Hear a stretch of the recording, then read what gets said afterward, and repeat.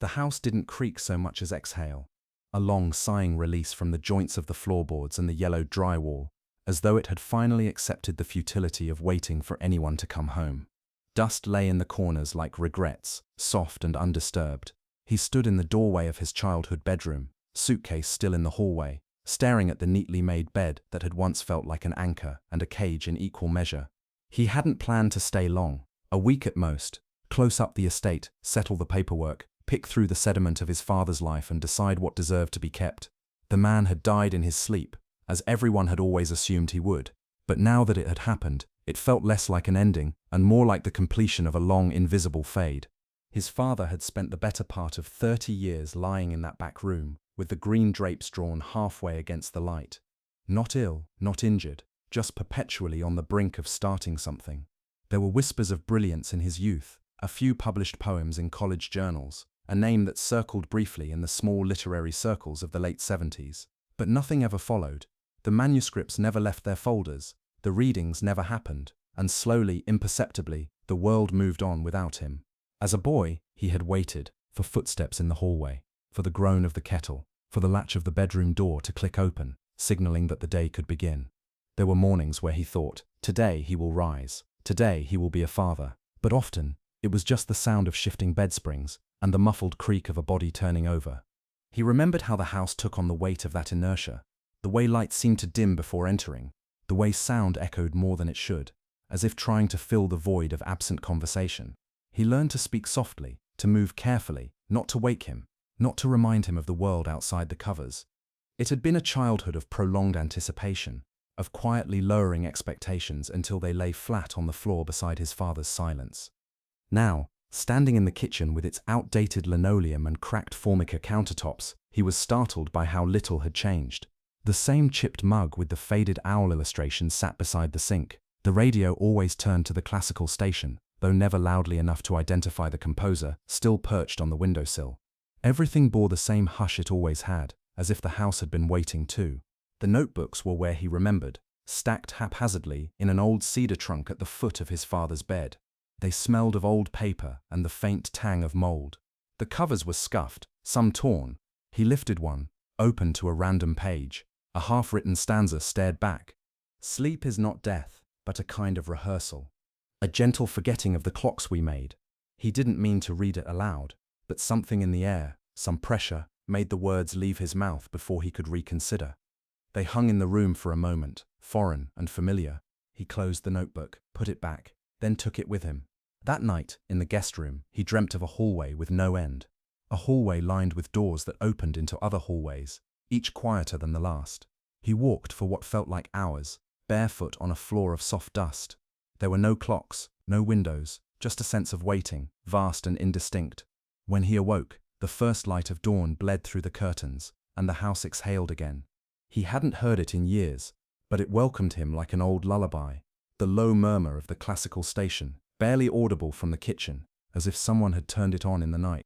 And so began the inheritance, not of wealth or possessions, but of stillness, of words never spoken, lives never lived. And perhaps if he dared to listen, a kind of song rising softly from the dust. The next morning, he found himself drawn back to the trunk before coffee, before reason. The notebooks, fragile with age and disregard, seemed to breathe as he lifted the lid. He chose another at random. This one was marked only by a small ink blot in the corner, like a fingerprint smudged in thought. Inside, verses, beginnings of essays, single lines stretched like bridges to nowhere. If a man ceases to be seen, does he still cast a shadow? He didn't recognize the handwriting at first, but slowly, the curve of the letters, the small obsessive loops in the G's and Y's, returned to him. He remembered watching his father write from behind the doorframe, unnoticed, always writing, rarely finishing. He had once believed those pages would become books, that his father was crafting a masterpiece too intricate to rush. But the years passed, and no covers bore his name. Breakfast sat untouched. He carried the notebook to the living room, sat in the old recliner that had always smelled of tobacco and worn leather. He read aloud without meaning to, the way one might hum an old song without knowing how it returned. Time is a pond where I sink, not swim. The water remembers more than I do. Again, the words seemed to leave his mouth of their own accord, and again that night, the dreams returned.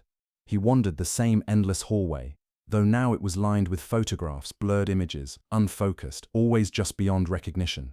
He heard voices behind doors, whispers of poems, unfinished, laughter too distant to interpret, and now a deeper sound, breathing. On the third morning, he stopped pretending he would leave soon. He set aside the suitcase, dressed in silence, read until the sun set. He began speaking the words with intention, tasting their rhythms, the strange beauty of their stalling. Each poem, each fragment, felt like a conversation half finished. He could feel the gravity of them, not heavy, but insistent, like hands pressing gently on his shoulders, asking him to stay. I was never asleep, only waiting for someone to notice the silence. His colleagues sent messages, missed calls accumulated. He told himself he was merely processing grief, that a week more wouldn't hurt. But somewhere deeper, beneath the executive exterior he'd built like armor, something else stirred.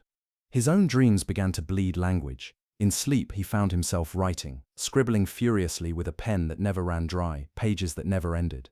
But he couldn't remember the words upon waking. Only the feeling, urgency without clarity, longing without target. The house had always been quiet, but now it hummed. Lights flickered imperceptibly, floors warmed beneath bare feet.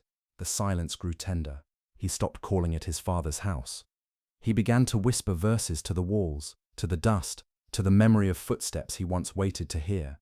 It felt less like madness, more like inheritance, less like uncovering the past, more like becoming its echo.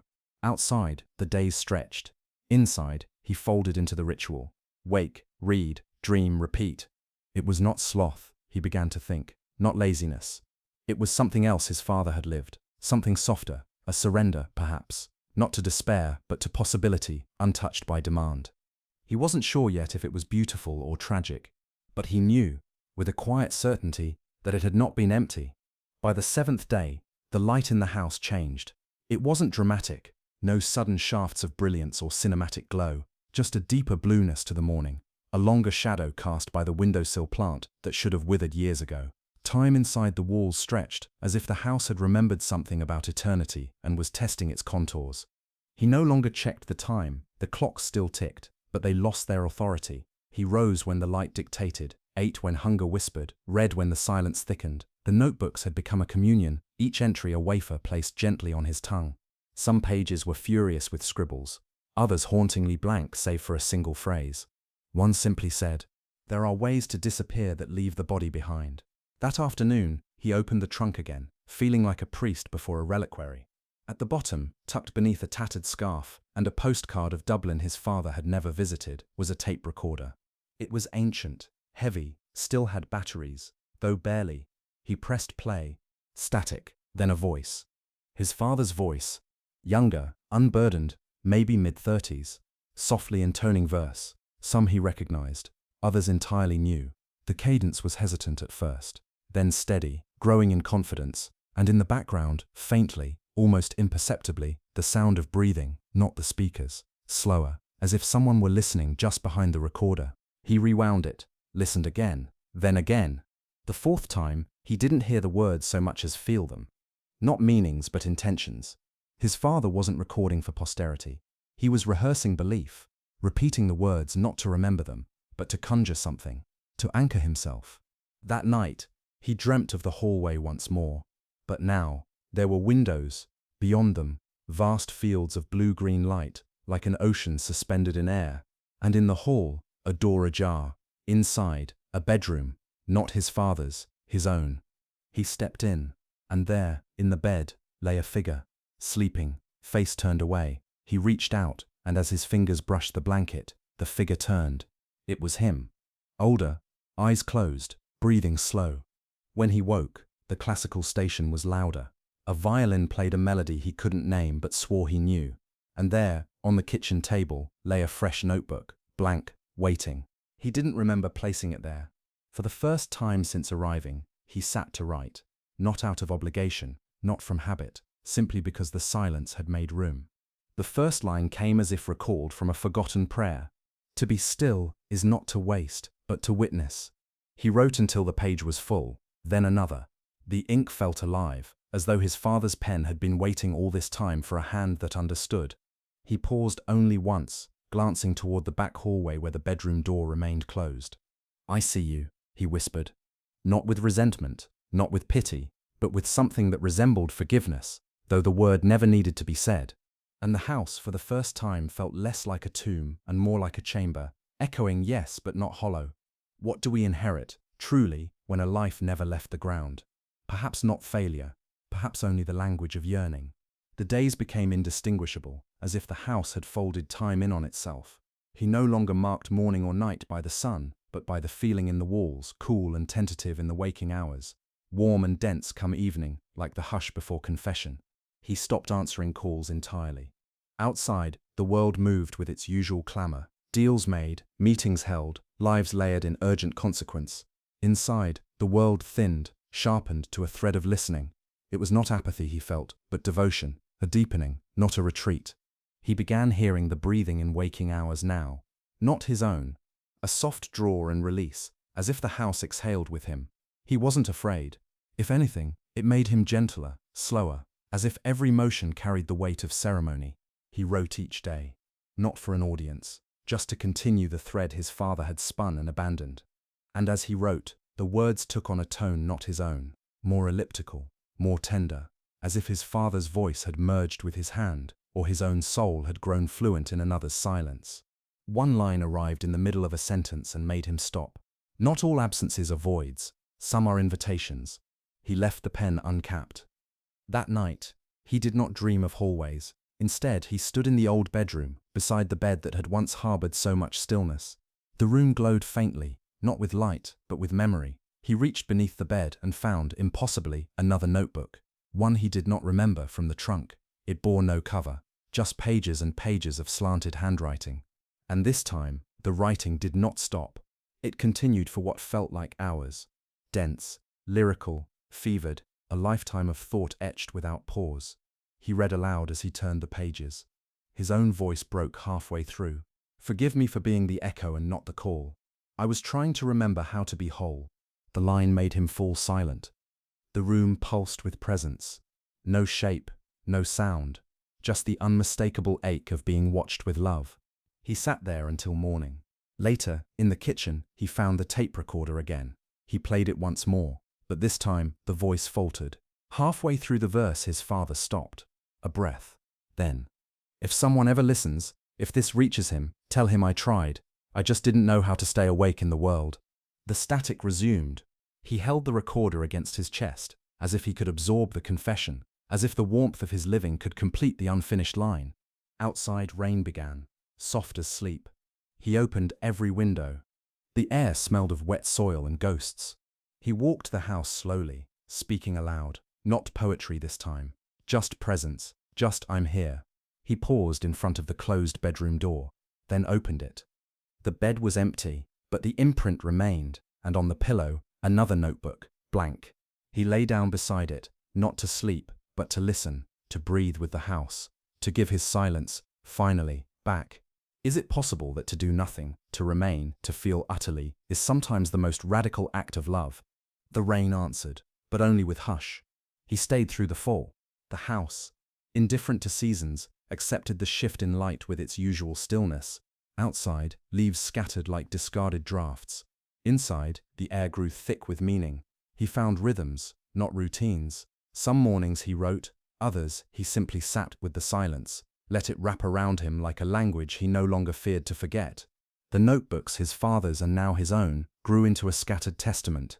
Not a lineage of wisdom, not a lineage at all, but a mosaic of attempts, fragments of verse, meditations on breath, long pauses rendered visible. He stopped trying to distinguish which lines were his. Authorship had become irrelevant. It was all inheritance now, even the parts that hadn't yet been written. He gave up his apartment in the city. Someone else could wear the suits, take the meetings, answer the calls. That life had felt like a shout against a silent sky. This here was a different kind of living, not louder, just truer. On some days he didn't write. He wandered, touched the things that remained, the worn banister, the cracked tiles in the bathroom, the crooked frame of his childhood drawing still pinned to the hallway. Nothing had moved, and yet everything vibrated with attention. One morning, he awoke before light, not startled, not dreaming, simply awake, aware. The radio had turned itself on again. A cello, slow and low, filled the air like smoke. And in that moment, he understood. Not the music, not even the words, but the choice.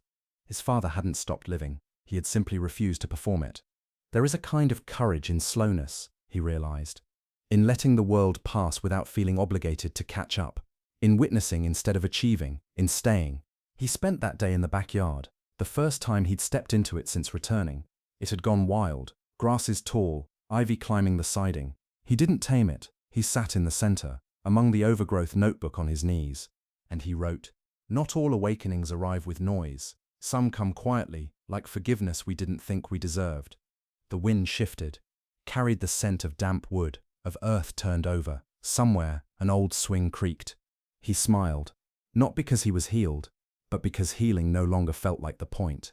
That night, he left the bedroom door open. The house breathed with him. He no longer feared the quiet. It was filled now with the echoes of his father's murmur, with the scribble of pen on paper, with the rain that had never stopped entirely. And in the soft dark, he whispered to no one and everything, "I'm still here." Perhaps that's all we ever needed to be. And maybe that's enough. What if slowness wasn't a failing, but a form of faith? Would we still call it sloth, or would we name it something gentler, something closer to love?